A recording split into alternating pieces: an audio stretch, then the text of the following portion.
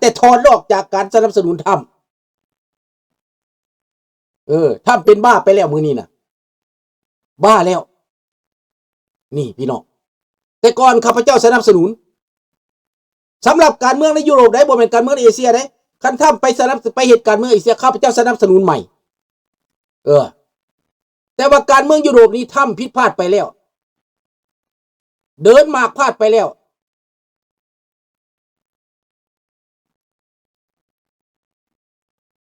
เพราะว่ามันบ่ได้ไปตามใจประชาชนเขาเลือกเจ้ามาบ่ได้ให้เจ้าไปเฮ็ดแนวนั้นเขาเลือกเจ้ามาบ่แม่นมาเฮ็ดให้อเมริกาตกต่ำต้อยลงเขาเฮ็ดให้อเมริกามีเกียรติเขาเลือกเจ้ามา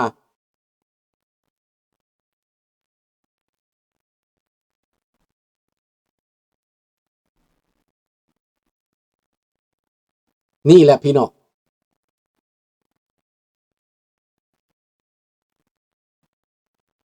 มันเป็นแบบนี้ข้าพเจ้าก็ว่ามาจาก2คนนั่นแหละอีโลมัสกับบักจีริแวนนั่นแหละดังนั้นเรื่อง2เรื่องนี้แต่ว่าถามว่าเซเลนสกี้ห้องไห้บ่ทำไล่ออกจากเบโรแล้วเซเลนสกี้ห้องไห้บ่แม่นยิ่งทำให้เซเลนสกี้แข็งแกร่งขึ้นพี่น้องมีใจขึ้น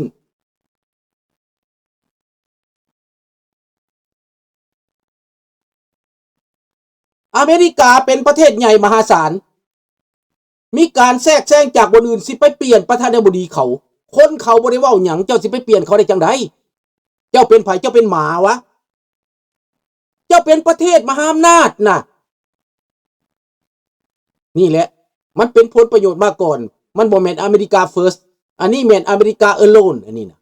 ไม่ลิ้นการเมืองอเมริกาเอโลนพวกสายจีนก็สนับสนุนตั้งแต่กี้ด่าทำวันนี้สนับสนุนทำถึกแล้วเห็นบ่สายผลิตการสนับสนุนทำโจมตีเซเลนสกี้เหยียบย่ำยุโรปพวกสายจีนเด้อ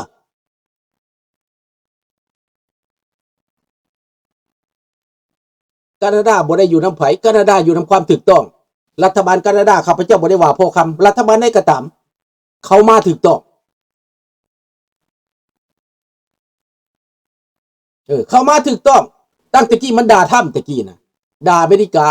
เดี๋ยวนี้มันพร้อมอเมริกาเดี๋ยวนี้เพราะว่าประโยชน์ของมันดิถ้ำลีนเกมของมันดิในตอนนี้พี่น้องในตอนนี้ฟังแต่สำหรับการเมืองยุโรปได้แต่การเมืองเอเชียเฮายังบ่ฮู้ว่าถ้ำสิไปแนวใดบางเถื่อมันบาลานซ์กันก็มีในยุโรป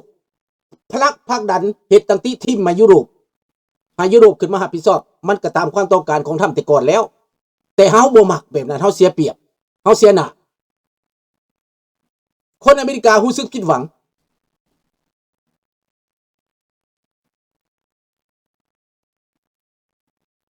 นั่นแหละก็บอกเลยดิว่าบ่แม่นละครมาบัดนี้ที่เฮาสงสัยว่าแม่นละครมันบ่แม่นแล้วดิมันแม่นจริงถ้ำประกาศตัดการช่วยเหลือแล้วแต่ตัดว่าการช่วยเหลือว่าเซเลนสกี้สิก้มมาน่ะบ่มีทางเซเลนสกี้บ่ก้มมาแล้วเบิดโอกาสก้มมาแล้วคานมาก็บ่คานมาอีกแล้วบ่มาอีกแล้วคันมันถ้ำยังอยู่บ่มาอีกแล้วนี่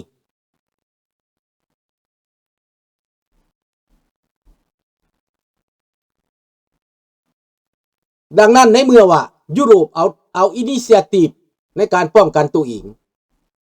นอร์เวย์ฟินแลนด์เยอรมันมีอย่างเดียวที่ยุโรปจะต้องเฮ็ดพี่น้อง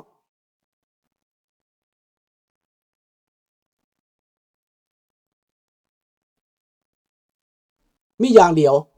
ยุโรปจะต้องให้โอกาสตุรกีเข้าอยู่ในยุโรปตุรกีเป็นสำคัญแต่ก่อนนั้นตุรกีเอียงไปหารัสเซียอยู่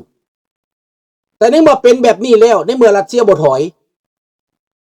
ตุรกีเอียงข้างเข้ายูเครนสนับสนุนยูเครนปกป้องยูเครนเตรียมทหารเป็นหลายแสนคนแล้วดังนั้นข้าพเจ้าเชื่อในว่ายุโรปจะต้องเอ็นเอียงเอาตุรกีเข้ามาเพราะว่าเห็นเซิร์นตุรกีมาดิมือประชุมอยู่อังกฤษ เห็นเซิร์นตุกี้มาตุกี้ก็เห็นดีเห็นพ่อเจ้าสบายดีเท่าวิทยาไสดังนั้นถ้าตุกี้เข้ามาแล้วยุโรปบ่จำเป็นต้องง้ออเมริกาบ่จำเป็นต้องก้มหัวให้อเมริกาอีก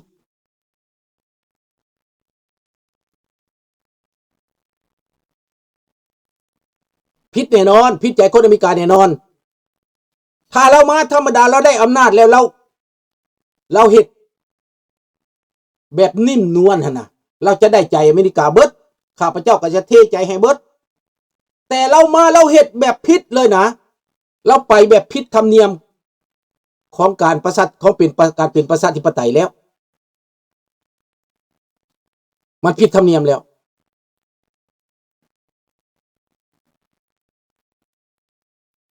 ดังนั้นพี่น้องข้าพเจ้าประกาศถอนการสนับสนุนทางด้านจิตใจทางด้านโมโรออกจากถ้ำชั่วคราว temporary พี่น้องชั่วคราวเดี๋ยวลุงถอนออกพอเฮ็ดบ่ถูกเด้เฮาเป็นคนจริงเฮาเป็นคนมีความคิดที่มีเป็นประชาธิปไตยขนาดมาบ่ถูกเฮาก็บ่ถูกเฮาเป็นคนจริงจังเฮาบ่เอาแนวบ่งามเฮาก็บ่งามข่อยมักเจ้าอยู่แต่กี้แต่เจ้าเฮ็ดบ่ถูกเจ้าเดินมากบ่ถูกข่อยสิไปนำเจ้าบ่ข่อยบ่ไปข่อยบ่เอาข้าพเจ้าก็ว่าแบบคนอเมริกาคนหนึ่งนั่นแหละดังนั้นแหละพี่น้องมันผิดใจเบิดคนยุโรปเขามีมารยาทเขาบ่โจมตีอเมริกาโดยตรงนี่ข้าพเจ้าพร้อมยุโรปมาบัดนี้พร้อมเบิดพร้อมอังกฤษพร้อมเยอรมันพร้อมฝรั่งเศสที่เอานี่อินิเชียทีฟตัวนี้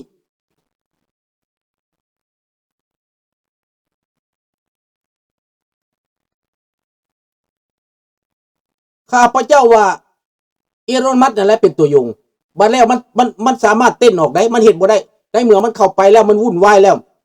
ไปบ่ได้แล้วไปฆ่าแกล้งแล้วมันเต้นมันตัวนี้โลดบักนี่น่ะบักอีรอนมัสก์ตัวนี้โลดบักนี่มันเคยอยู่ในฝ่ายเดโมแครตมาก่อนมันเคยอยู่ในเดโมแครตมาก่อน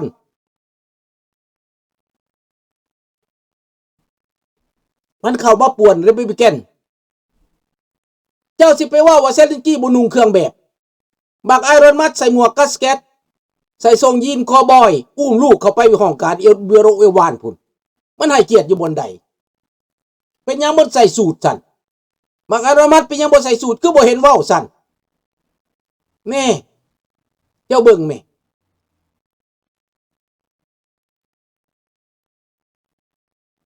แม่นแล้วกี่ฟูดเลยบอกแดนทึกนั่นสองคนนี่แหละเฮ็ดให้เท่าถ้ำนั้นตกลุมเล่ากืนบ่เข้าค่ายบ่ออกถ้าเราสิต้านพวกนี้เราก็อาศัยแห้งเขาหนุ่มอาศัยความแห้งของเขาอาศัยอิทธิพลของเขานี่แหละพี่น้องแล้วนะข้าพเจ้าว่า Je condamne la décision de Trump พี่น้อง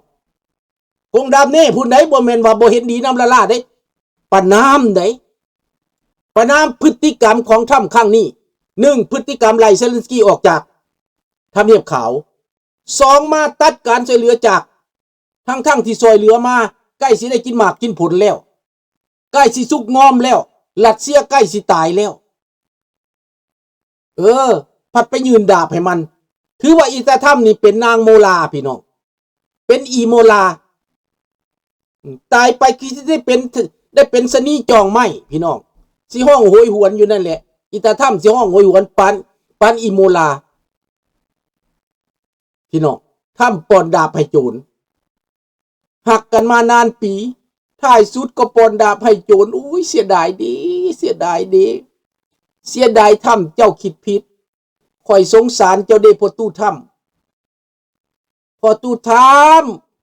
อยก็เว้าแล้วว่าเจ้าสิไปถูกทาง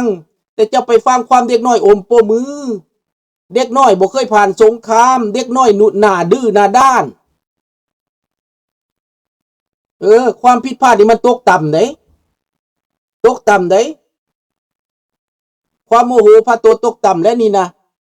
ทำหน้ามืดไปแล้วแม่ละอีวันทองสองใจบอกอีโมล่าแล้วเป็นนางโมล่าแล้ว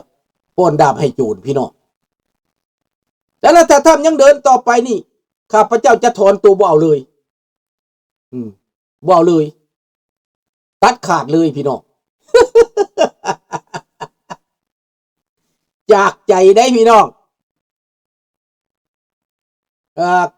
เท่าถ้ำนี่แปลว่าแพ้เด็กหน่อยบอกมาโกโรบิโอข้าพเจ้ายังหมักอยู่ไหนคันมาโกโรบิโอนะมีอำนาจนะมาโกโรบิโอมาต้านคอมมิวนิสต์ข้าพเจ้าหมักยังดีแต่มาโกโรบิโอ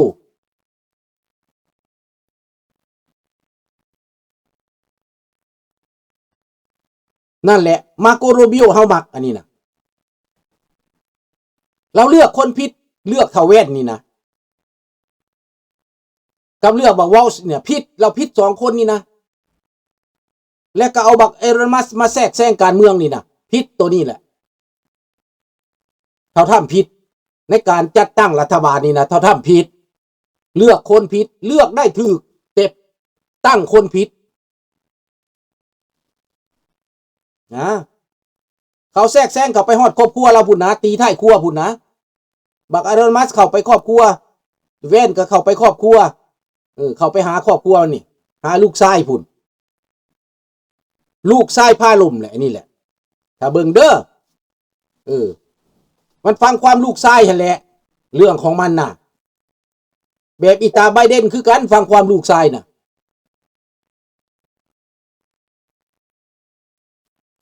นั่นแหละ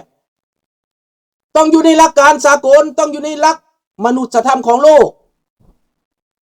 ถ้าเจ้าไปเห็นประโยชน์ส่วนตัวเอียงไปส่วนตัวเจ้าก็เสียเว้าไปตัวที่ตัวเด่นคือกันก็ไปเว้าให้ปาเลสไตน์เห็นแล้วสิเอาปาเลสไตน์มาสร้างโรงแรมสร้างบ่อนเที่ยวท่องเที่ยวไปแน่เจ้าไปสร้างบ่อนท่องเที่ยวเนี่ยเจ้าสิอยู่ได้บ่เขาสิระเบิดขาดต้นตายใส่เจ้าทุกมื้อติเจ้าสิไปอยู่ได้บ่ตะถ้ำไปแน่เจ้าไปแน่เจ้าเว้าง่ายขนาดอเมริกาสิไปอยู่อิรักก็ยังยากแล้ว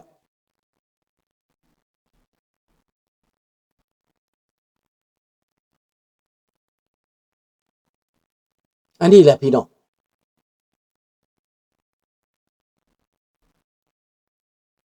คนเฮานะต้องแนวบ่แม่นบ่ต้องเอาเจ้าสิอยู่ไฟใดก็ตามแม้แต่ลูกเจ้านะเทศบ่ถูกเจ้าก็เว้าลุงสุนทราบ่แม่นว่าโอ้อันน่ะเป็นแนวนั้นได้ลุงสุนทราบ่ถูกบ่เอานะจะเป็นไผก็อย่านะ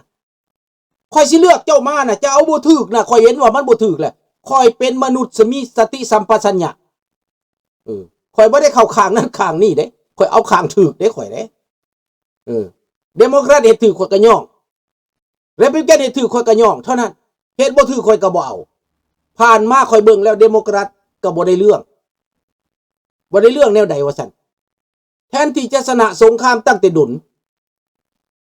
ถอนบ่ให้อาวุธเฮ็ดกระเทินปล่อยให้ยูเครนต้องต้มตายหายจากไปลงหลายไผมาบัดสงครามอิรักว่าซั่นขนไปเป็นล้านเป็นแสนนั่นบ่ย่านตายยังกระดักกระเดี้ยอันนี้แหละเรื่องของมันบาดนี้พี่น้องในเมื่อการตัดสินใจตัดสินใจแบบนี้นั้นมันจะเฮ็ดให้อเมริกานี่เสียเบิดพี่น้องเสียเบิดเฮาต้องยึดหลักการที่เป็นฝ่ายใดก็อย่าบ่แม่นยึดติดตัวคนได้เนาะคือข้าพเจ้าเป็นคนอยู่เมืองลาวนี่นะข้าพเจ้าฮู้ว่าคอมมิวนิสต์บ่ดีข้าพเจ้าก็ฮู้ตั้งแต่เขาเข้ามาพุ่นแต่ข้าพเจ้าบ่หนีอยู่ซะก่อนเบิ่งซะก่อนต้องเบิ่งซะก่อนพิสูจน์ซะก่อนเห็นคักแน่แล้วเห็นตับเห็นไตเห็นใจมันพุ่งมาแล้วข้าพเจ้าต้านสุดขีดโลดนี่อันนี้มันความเป็นมนุษย์ของข้าพเจ้าบ่ได้ผูกกับคนบ่แม่นมาย่องย่อบุคคลบูชาบุคคลบ่แม่นข้าพเจ้าบูชาหลักการบูชา